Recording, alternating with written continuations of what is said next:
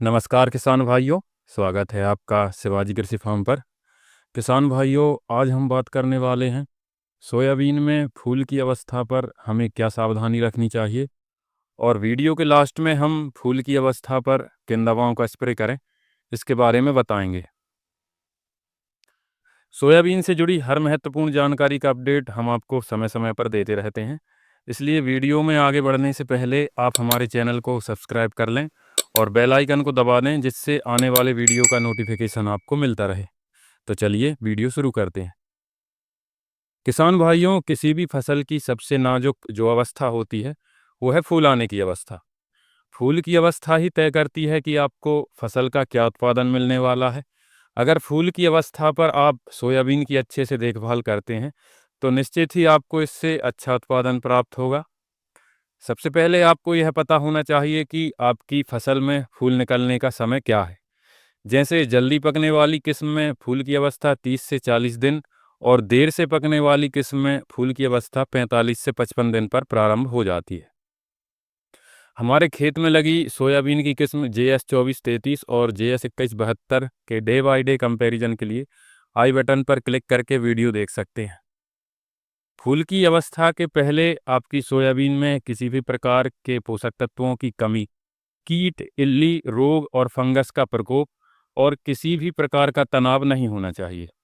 और फूल निकल आए हैं तो किसी भी प्रकार के कीटनाशक, फंगिसाइड या टॉनिक का प्रयोग नहीं करना चाहिए जब तक स्प्रे करना अति आवश्यक ना हो, क्योंकि इस समय पर स्प्रे करने से परागण की प्रक्रिया प्रभावित होती है।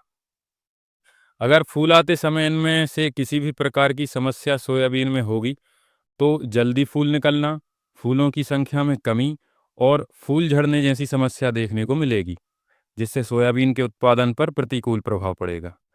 तो सोयाबीन में अच्छी फ्लावरिंग के लिए फूल आने से 5 से 8 दिन पहले सोयाबीन में सभी आवश्यक पोषक तत्वों की पूर्ति हो, जिससे फसल की ग्रोथ अच्छी हो।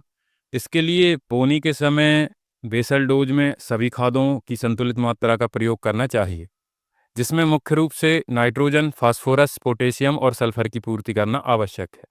अगर आपके क्षेत्र में जिंक, आयरन की कमी हो तो उसकी पूर्ति भी बेसल डोज में जरूर करें।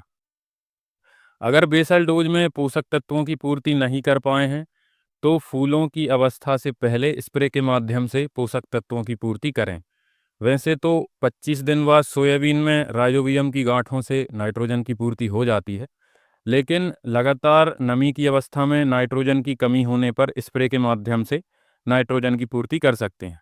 इसके लिए NPK 19-19-19, 0-52-34 या 0-0-50 जैसे जल में घुलनशील उर्वरकों का छिड़काव कर सकते हैं।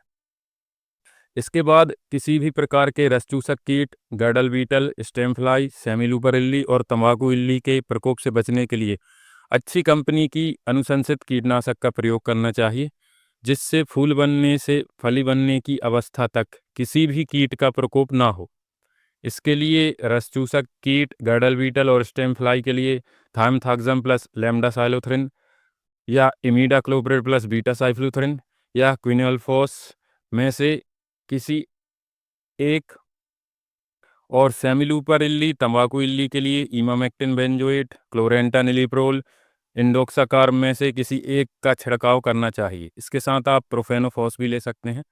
साथ ही अगर फंगस जनित रोग के लक्षण देखें तो बचाव के लिए इस समय carbendazim plus mancozeb, thiophanate methyl, tebuconazole plus sulphur या कॉपर ऑक्सीक्लोराइड में से किसी एक का स्प्रे करना चाहिए।